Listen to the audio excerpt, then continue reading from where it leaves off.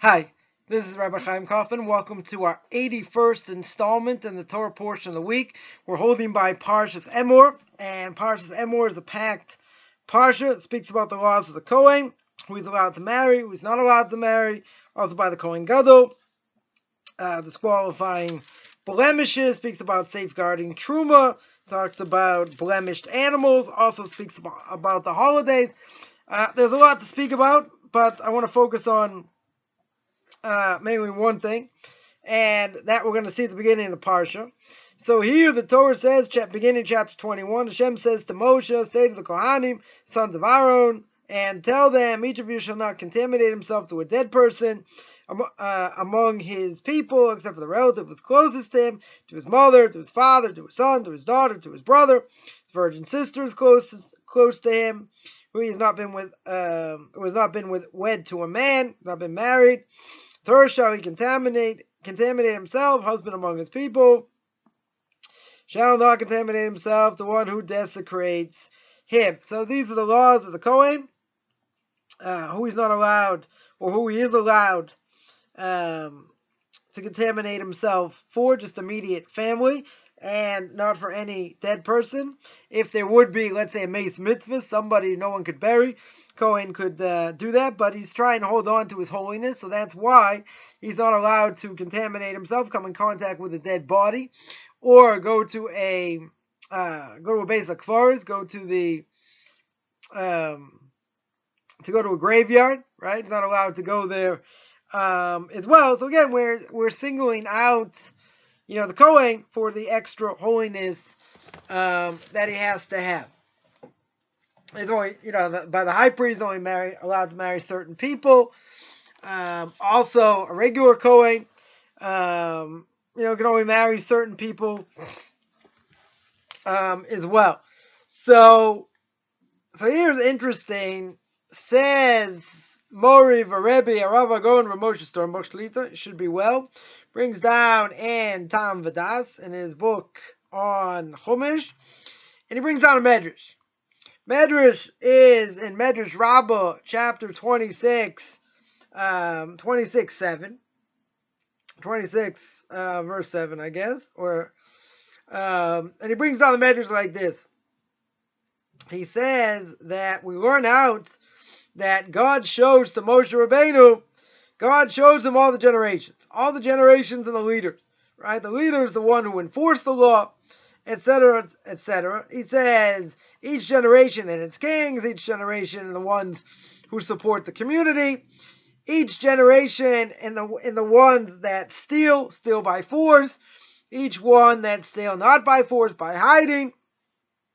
So my Rebbe asked the following question, and that is, why is God showing Moshe Rabbeinu the generation of people who steal?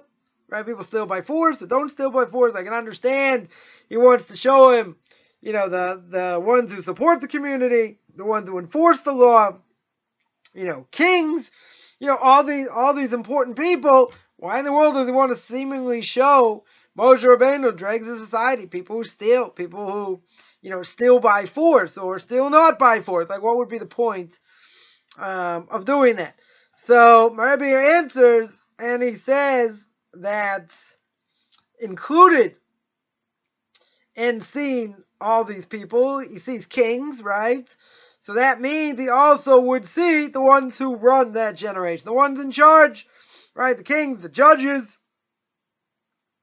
So what he points out here is, if you look at every generation, he says what you find is that the ones that are ruling in that generation, even by Torah scholars, that are Torah giants in that generation, what do you see? You see that later generations, as great as they are, as great as those, let's say, rabbinical figures are, in later generations, they don't compare to previous generations. Also, you see the difference between the people who help the community, etc. You also see a difference between later generations and previous generations. So here he says that the ones who don't believe in Torah, what do they see? They see each generation, the further you go back, the less intelligent you are. You're medieval. Where we see the opposite. We see that the further you go back, the greater the people are of that generation. Or of those generations. Now, there's only one reason, right? The reason is because they're attached to a link in a chain that goes back to Mount Sinai. So if you think about it, the Rambam, or let's make it easy. You had the Vilna Gaon, was about 250 years ago. No question.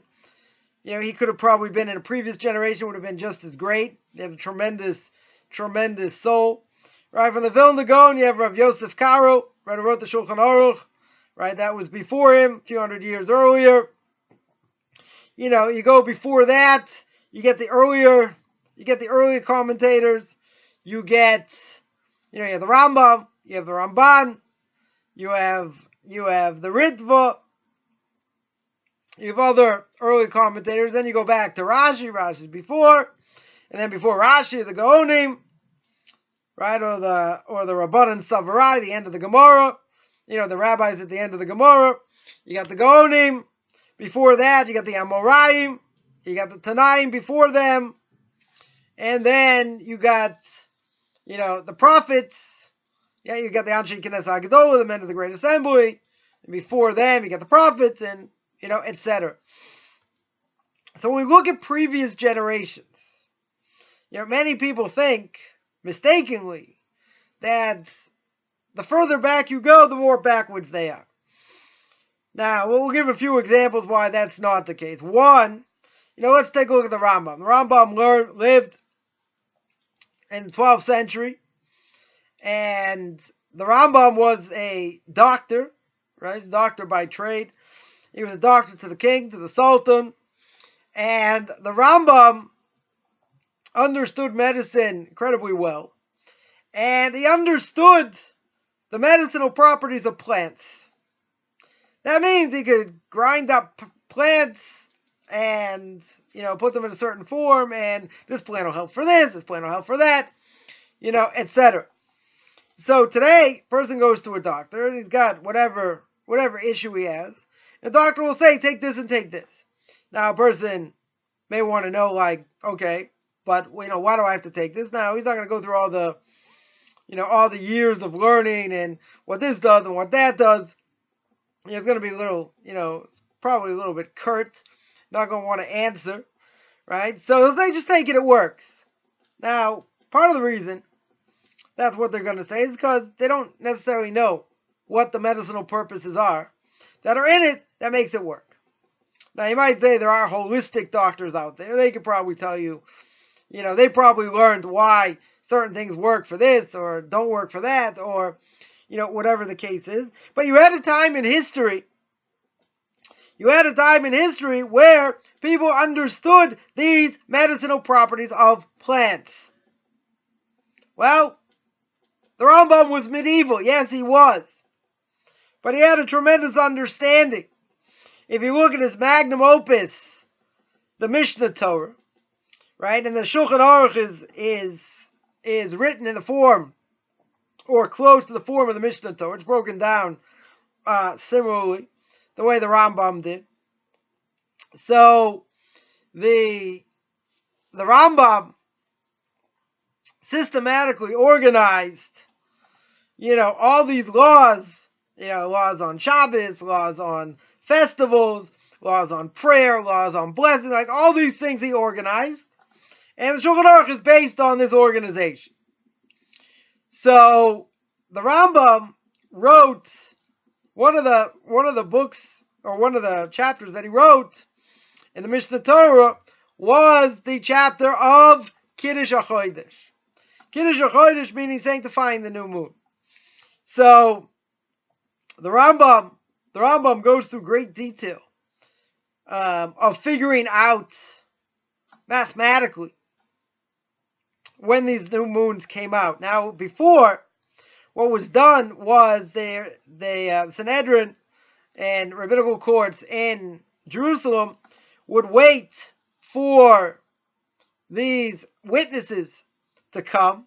They would wait to see what the witnesses would say, where they saw the moon, and then they would know which day, to make Rosh Chodesh, to make the new month. Right? Sometimes there was one day Rosh Chodesh, sometimes there were 2 days. Right? But there was a certain time frame when they had to come. And, if not, then sometimes what happened was there was a leap year. Now, keep in mind, we go by a lunar calendar. The difference between a lunar calendar and a solar calendar is about 11 and a half days. So, since Passover has to be in the spring, and Sukkot has to be in the fall, so you have to account for that. So, within every 19 years, there have to be a number of years that have to be leap years. Otherwise, since you have this 11-day difference between the solar and the lunar calendar, the holidays won't fall out the way they should. Now, the Muslims also go by a lunar calendar, but for them, Ramadan, their holy month of Ramadan, where they fast every night, right, from sun up to sundown, the holiday of Ramadan can fall out anytime during the year. One year it can be in the winter, another year it can be in the spring, another year it can be in the fall. It can fall out anytime. Why? Because they make no accommodations. There is no accommodation for the difference in time. But for us, by Jews, it is absolutely crucial. It's crucial because the holidays have to come out at the appropriate time. Passover has to be in the spring, and Sukkot has to be in the fall. So sometimes that's not going to happen. So you have to adjust the calendar. So how was the calendar done? It was done when these witnesses came. When the witnesses came, they sanctified the month. Right? The whole thing in Tractate Rosh Hashanah discusses it. Nonetheless, what happened when the temple got destroyed? Or even before the temple got destroyed, the Kutians made their lives a misery, because what happened was they would send out false witnesses and do things to mess them up. So couldn't accept testimony anymore. And not only that, but the Romans took care of that. They, throwing them out of the land. So they had to figure out, a system where they could calculate it mathematically, how this would work. And, for all generations. So that calendar was fixed. And so from that calendar, we have that same calendar from 2,000 years ago. So again, there has to be this adjustment, right? So every 19 years, there are a number of years, I think 6 or 7 years, during those 19 years, you're going to have leap years. Right? Because again, you have to accommodate. Now, it comes on the Rambam, as medieval as he may be. And the Rambam, in the Mishnah Torah, has a whole number of chapters on what we call Kiddush HaChodesh, of sanctifying the moon. So he goes through all these calculations of where the moon can be, etc. So you can say, well, maybe he's a total mathematical genius, right? It could be, right? But at the same time, he didn't have a computer, right? He didn't have any modern tools to figure this out.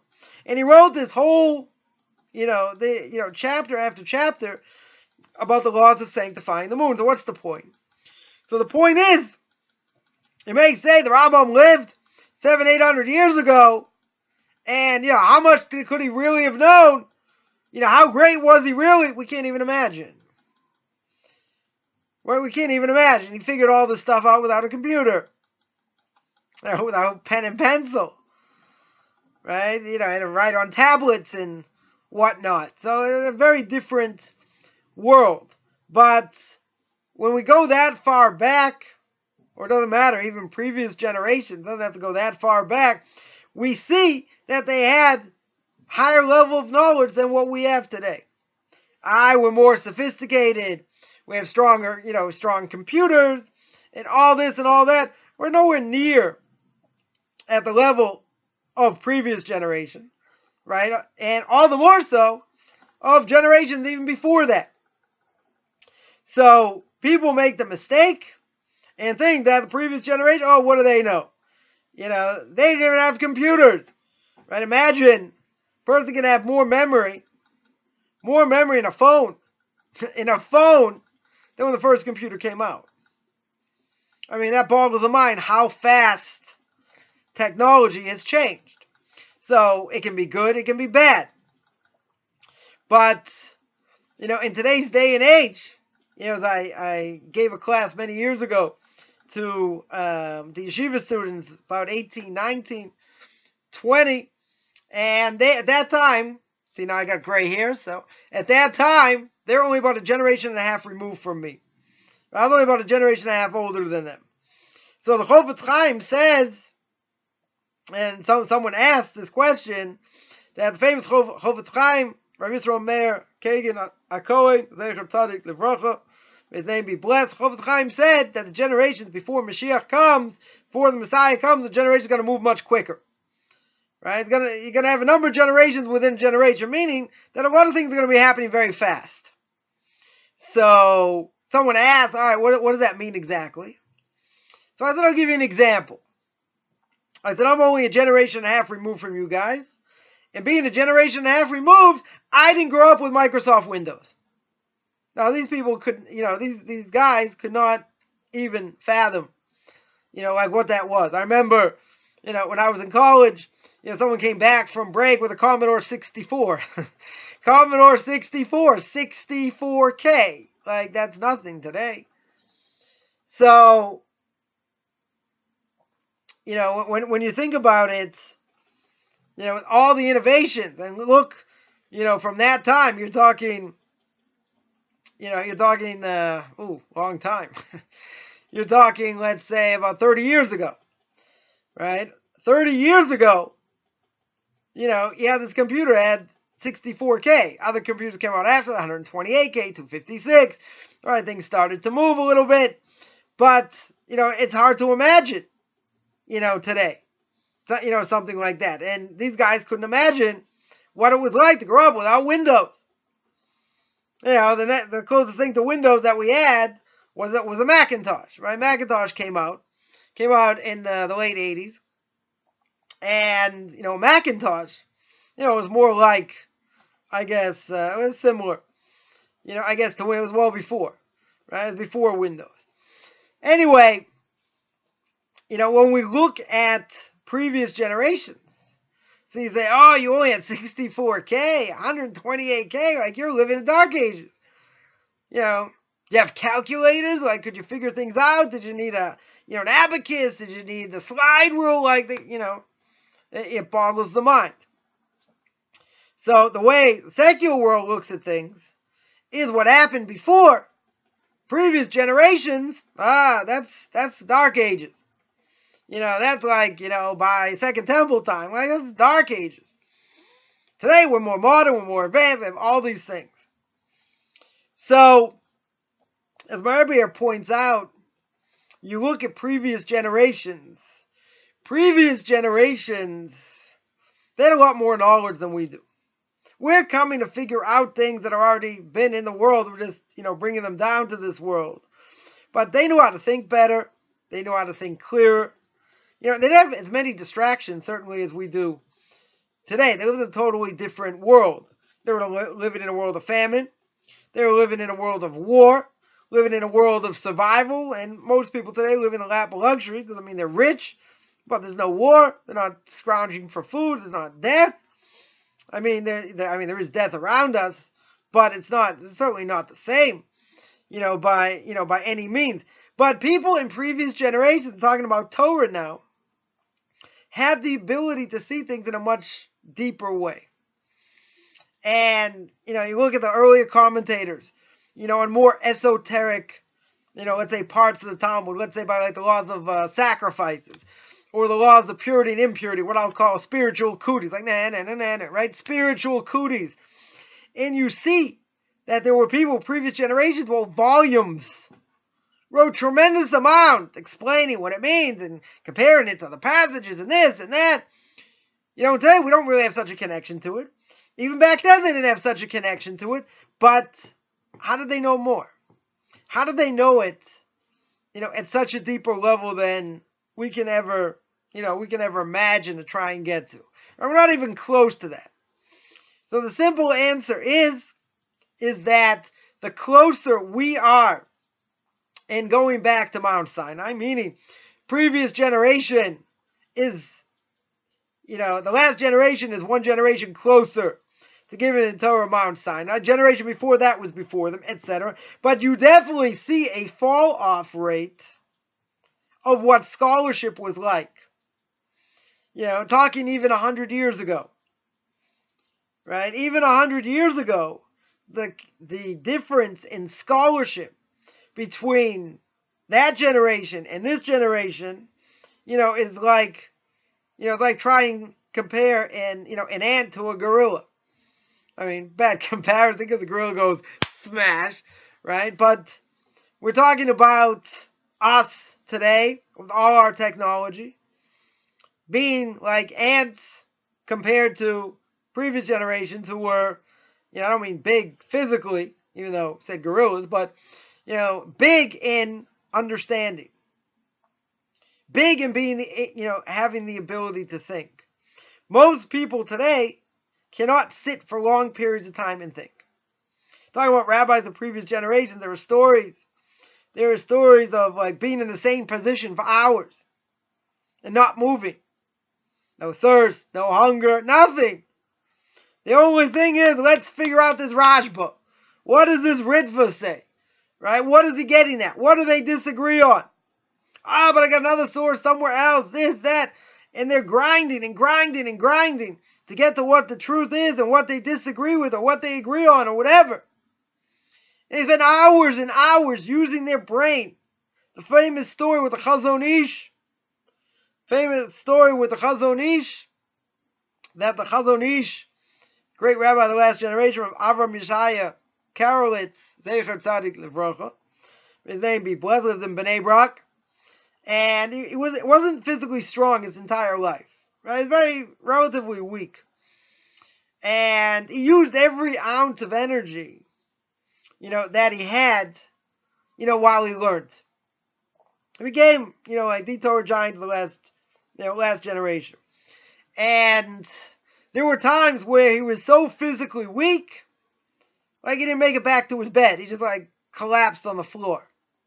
I mean, very hard to imagine. They say that, when he prayed in the morning, he used up so much energy, so much fervor in prayer, that afterwards he had to rest. Afterwards, he had reached, a certain level, used so much energy, took a lot of his strength away. This is the last generation. They all, what did he know? What could he, look how weak he was, this, that. Unbelievable what he knew. There were doctors who wouldn't do surgery without him. An unbelievable mind. How could he give people advice to do surgery? Isn't that irresponsible? He was an absolute genius. And he learned everything through Torah. Didn't read any secular books. There were stories of doctors coming and, or patients coming and, going to the Chazon Ish and saying, well, I have this tumor. There was a story of someone came to him and had a tumor, in his head, and the doctor was afraid to, do surgery because it was, too close to the brain. You make one wrong,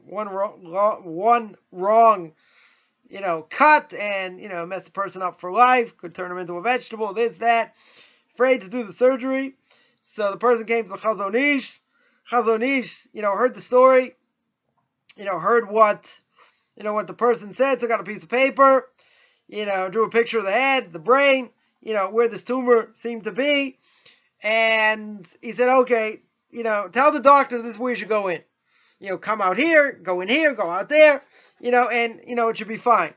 So you might say, like, how can you rely on a rabbi for such a thing? He doesn't have medical knowledge. You'll say that's totally irresponsible. Could be. But you're talking about a very special individual. When this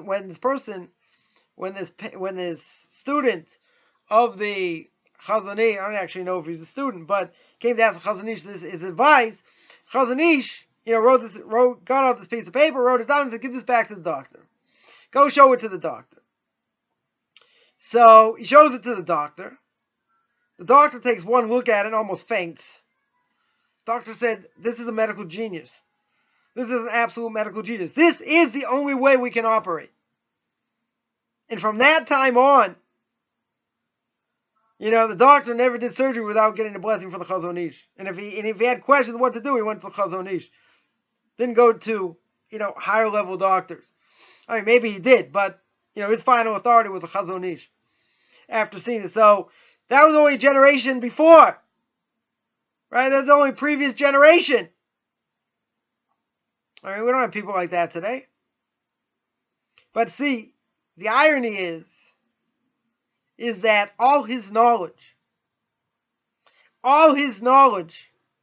is based on Torah, Gemara, right? Talmud, commentaries, and that's it. So I've had the merit to see by my Rebbe also, things that he knows, which most people shouldn't have this information unless you have, you've read up tremendously, in the secular world. You've read a lot of secular books. So, my Rebbe happens to be very big in medical ethics. He never studied medicine, but he knows a tremendous amount about the human body, about nutrition, other things. And I once was by him, and I saw it in action. I asked him something. It's like, oh yeah, I got something about that. There was something about a diet or whatever. Took out this book that I've never seen published, and he never published it. It's like, oh, take this, and it's sort of like a medical book. So I asked him, being obnoxious, which I can be. Most people probably know. And I asked him the following. I said, "Where in the world did you get this knowledge from?"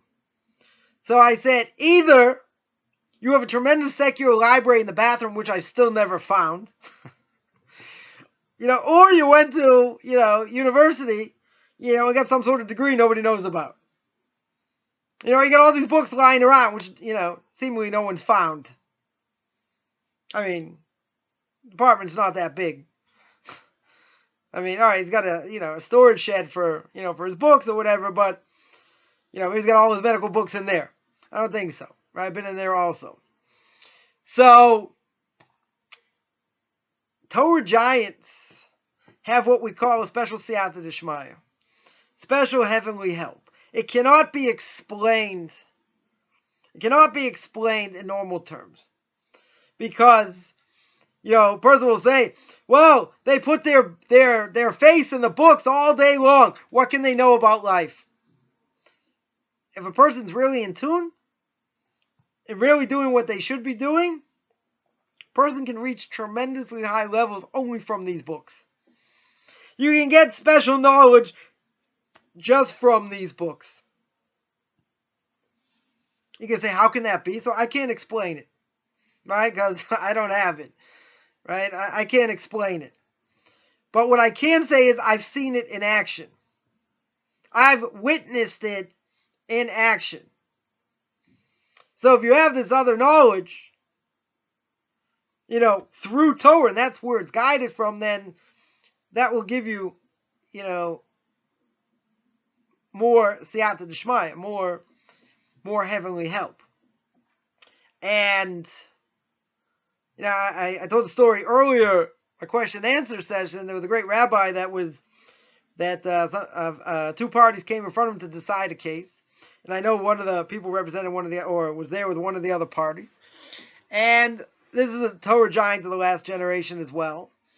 And this rabbi told me that this great rabbi, understood other information that he said, according to nature, was not possible person to know. Could be what a birdie told him. However he got the information. You know, he didn't have secular books in his house either. Right? This other great rabbi. It's all through Torah. You know, all through Torah. So, this rabbi said, there's no possible way, according to nature, that this great rabbi should have gotten that information. So, you know, are we talking about using spiritual forces? No. We're talking about, you know, people on such a high spiritual level that have tuned in so much to this world, everything comes from within Torah. Right? Torah itself is a book for living. Right? It's a guidebook. You know, if a person is so in tune, then he can accumulate other information through it. He can extrapolate. Now, would you want him to perform surgery on you? Probably not. Right? Should if a person's sick, they go to a doctor. Right? We're not saying, oh, just go to the rabbi, he'll tell you what to do. Right? That's not true. Right? Most rabbis will tell you, go to a doctor.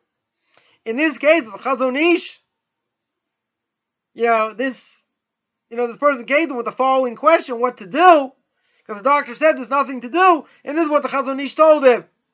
Do this, do that, and do the other thing, and you'll be fine. Some people have the ability to work miracles, because there's just no other way to explain it. Others are given certain information, or the information is willed, and they're able to use it to figure out other things.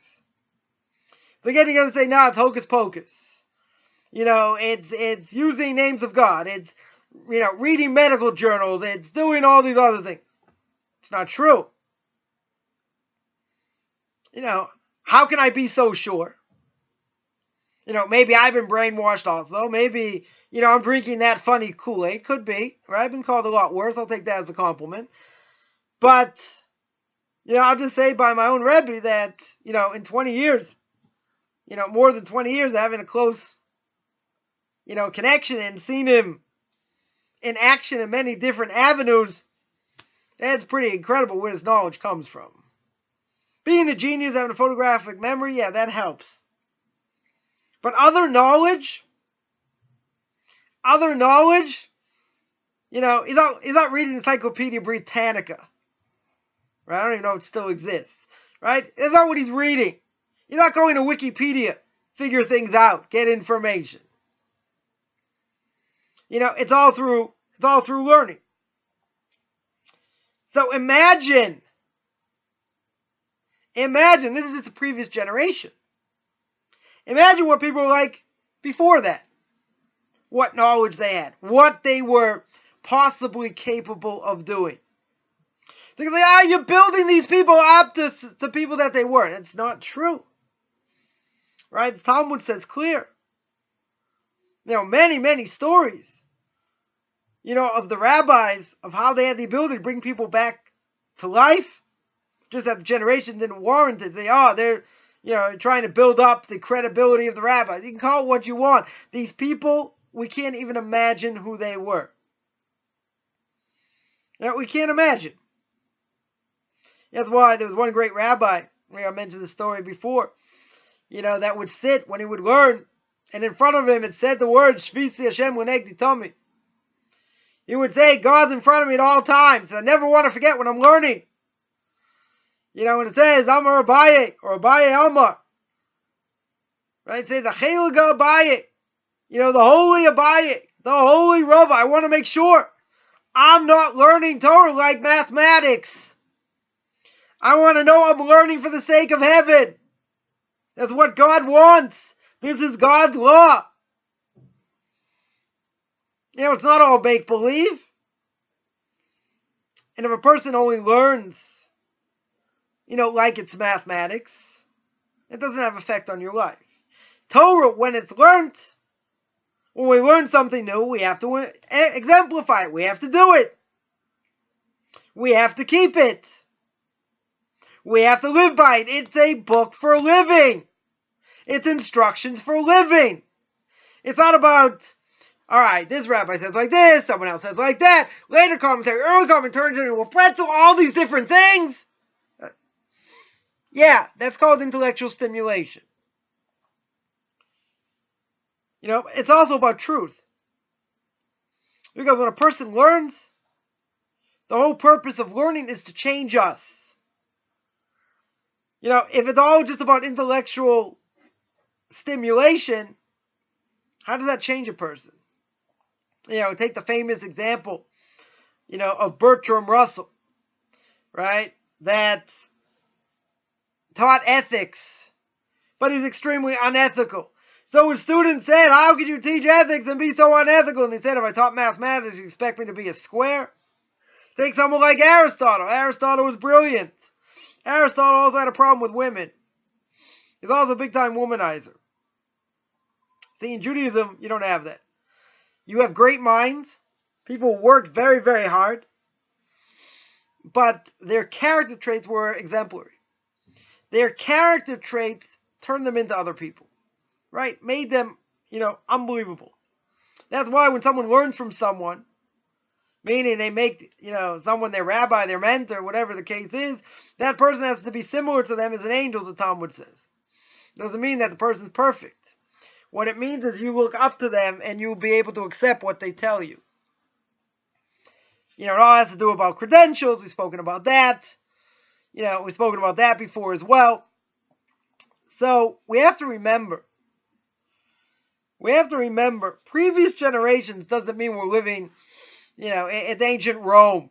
And people were walking around with sandals, and togas, and there weren't any cars, and this, and you're living in such ancient times, way behind the times. There was a tremendous amount of information, that was out there, how the world changed. Right? The Renaissance really changed the world in many ways. Not necessarily positively, but, changed the world, how we look at the world, what the world is. In Torah is all-inclusive. So Torah being all-inclusive, I have to put everything, all my effort into it. As the Talmud says, anyone who puts the effort in, and they do it seriously, they're going to get, at whatever level, they are going to get that spiritual influence. And anyone who's gotten some level of it knows that it's real. Because it changes them. Changes the way they look at life. But when we look at previous generations, we can't compare. There is nothing to compare. We have more, quote-unquote, technical knowledge today, but that doesn't mean that we are smarter than they were. We're just given more knowledge, given more technological advances. But see, with all the technological advances, made us lazy as well. Tremendously lazy. And, we have way too much free time as well because all these technological advances, make things very easy. It used to be a whole thing, just doing laundry. You had to go to the river, scrub things out, then had to dry. It's a whole process. Today, stick the stuff in, put in the soap, push a button, that's it. Relatively simple. So, our time has been, we have a lot more time. Regardless of how much a person works and whatever. The reason is because we have all these technological advances. But technological advances, you would think, have made us smarter. You would think that, when it comes to exams and, other things, we should be going off the charts. That's what you would think. But the reality is that seemingly we're getting dumber. You got a person writes a paper, right? You write it on Word. So there's a spell check. There's a thesaurus. It does all these things for you. You don't have to think. You don't have to think about writing certain things, but you get a lot of aid in how to do it. Right? Not the same certainly when I was growing up. Many, many, many years ago. I grew up on a typewriter. But, yeah, I had to use a dictionary. I had to use a thesaurus. Right? Today, everything's online. You can have a thesaurus right in Word also. So you don't have to think so much. It's all right there. Before you had to work. You had to take extra steps. Right? Made you think a little bit more. Today doesn't mean nobody thinks no. We're not saying nobody thinks. We're saying with all the technological advances, you think a lot less. I remember reading a study years ago from Tel Aviv University where where they claim, they never proof 100%, but they claim the more the brain is used, we only maximize 3%. The more the brain is used for intellectual purposes, the less likely the brain's going to atrophy, which will lead to dementia and Alzheimer's. And if a person reads their whole life and uses their brains, can they still get Alzheimer's? Yeah, they still can. Right? It can still happen. But they wanted to show that, if a person sits back and is passive and, watches all kinds of things for hours and hours, their brain atrophies, unless you stimulate it. And I don't mean by watching the History Channel or Doctor Who. Right? We're not, these intellectuals, they're going to make you think. You're just being spoon-fed information. You're not there analyzing, thinking, dissecting, ripping it apart. You're not doing that. It's just like, I'm just going to stare and just let it all come in. Let it all come in. I don't have to think. I don't have to do. You look at previous generations, specifically, thinking of Torah here. And you see in previous generations how books were written and how, getting to the truth was so crucial that you see how they ground up what they thought. This one's like this. No, it can't be like this. I have this question, that question. Try to answer it like this, answer it like that. Try to make everything symmetrical, make it all fit. You see them dissecting information. Is it true? Is it not true? Should it be true? What are the ramifications? Maybe there aren't any. But you're looking at a it's much more open. And they could, their whole life was consumed by it. Today, even in the best of communities, and people have learned for many years, not the same. It's not all consuming. You have some people that it is, but by most people, all right, I clock in, I clock out. Taught to think. That's what we should be taught, right? We're taught how to analyze. We're taught how to think, because in this world, in the secular world, you're not taught how to think. You can figure that out on your own. They may teach you how to analyze problems, and this and that, but you're not really taught how to think. Thinking is rough. I remember, first learning, and I'd gone to an Ivy League school. So I said, going to yeshiva should be a piece of cake. Well, when you only maximize 3% of your brain, I was like, by the end of the day, and I was starting from scratch, even though I knew how to read Hebrew, didn't understand anything, so I just take it step by step. But by the end of the day, your brain is like fried. There's so much information you're taking in, and you're learning, and this, and it's not easy. You think, you just sit and learn. Yeah, well, try it. You won't last more than a few days. Right? At the end of the day, at the end of the day, come like 10 o'clock, 10:30, my brain's shot. It's totally shot because I'm not used to exercising it. Not used to thinking so much. You do algebra, you do trig, you figure out a problem, and move on. When you learn, you don't just move on. It's like you're acquiring more information. And that more information are building blocks. But when you see the whole picture, and you see what previous generations did, it's mind-boggling. Because there are plenty of things even today, I'll look at it and say, wow. But I can't judge what's going on. Take the laws of, like I'm learning now, but the laws of sacrifices, right? By the Kohen Gadol, and by Yom Kippur, etc. These laws are complicated. And, sometimes I'll see what one of the commentators does. Go on, it may be long, maybe short. And it's absolutely amazing the scope of what they knew, even if it didn't apply today, right? Because we don't have a temple. There is no temple in Jerusalem. And you can't bring sacrifices. But the specific knowledge that they had and the breadth of knowledge that they had is 100% mind-boggling. If you tell me it's about the laws of Shabbos, laws of Kashrus, the laws of damages, okay, I can understand. I mean, it's a lot of information. It's very dense. right? It's very complicated. I can understand, the depth of what people could know. But you take something so esoteric, and, most of it, not all of it, is based on Scripture and how Scripture is learned, and how to extrapolate and what it's learned from and how it applies or whatever. You have to have mastery, certain mastery over these verses. And then you go back and analyze, okay, let's see what he says. This is what the verse means. This is what the verse says. Now let's see what it means. Well, does it really mean that? And you go back and forth, but you see the breadth, of their knowledge. So yeah, he lived 570 years ago. He lived 800 years ago. They're so medieval. They're so this. Can't even imagine. We can't even imagine who these people are. Like, we're not going to get there in 10 years, not in 50 years, not in 100 years. All right, and that's the famous story. The famous story of Yaakov Kamenetsky is on an airplane. Right, one of the great rabbis of the last generation, Zecher Tzadik Livrocho. And he was on an airplane, and his grandsons, are taking care of him. Zadie, Grandpa, can I get you this? Can I get you that? And someone sitting next to him, he's like, how'd you get your grandkids to wait on you hand and foot? The only time I ever hear from my grandkids, is when it comes to birthday or, whatever for money.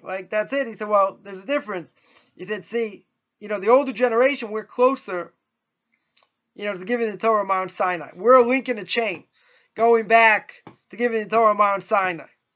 He says, the further you go back, you're a monkey, right? You go back to a monkey. So how do your grandkids treat you? How do others treat you? They treat you like a monkey, right? That's the difference.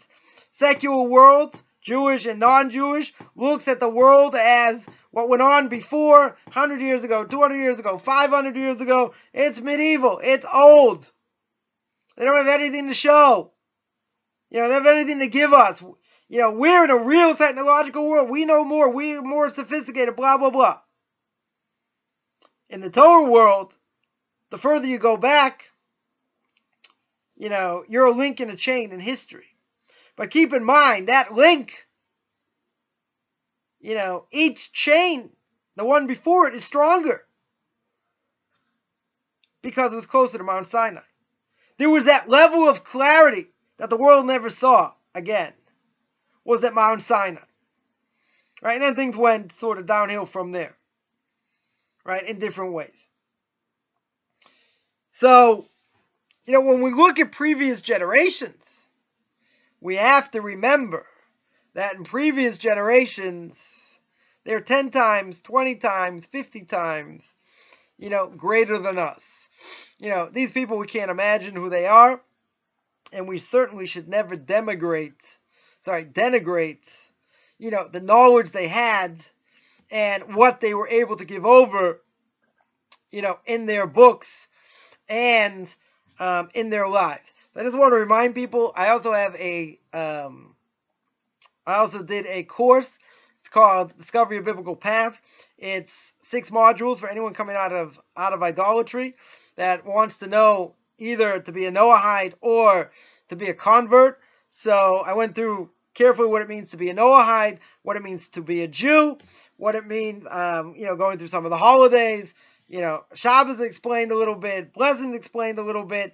There's also modules there on finding a community, either for a Jew or a Noahide, or finding a rabbi as well. And there are 7 interviews for people who either converted to Judaism or are still in the process of converting to Judaism, or people who are Noahides. So that you can find on Beyond Orthodox Conversion to Judaism or Beyond Noahides on Facebook. I also give classes to Noahides and to converts. Take a look at my blog at orthodoxconversion.com. And I also have an Intro to Kabbalah class, which I give every Tuesday night. Now we're holding by the 4th section and 3rd chapter, speaking about love and fear of God and the Shema. We're going to speak about prayer. We're going to speak about the order of the day, speak about the holidays, etc. So that's every Tuesday night, 9 o'clock. And on Tuesday morning, 10 o'clock New York time, I also have a question and answer session. Thursday at 2 o'clock in the afternoon, I have a question and answer session. And every Wednesday night, I have a live video, 8 o'clock Central Time, on Tanakh Talk this week. Going to be a very, very hot topic on controversial issues. This hot topic is going to be why the Talmud seems to look down upon non-Jews. So we're going to take apart a few pieces of Talmud and take a look at that. And anybody wants to contact me can certainly contact me at rabbichaimkaufman@gmail.com, RABBICHAIMCOFFMAN @gmail.com. Wishing everyone a great Shabbos.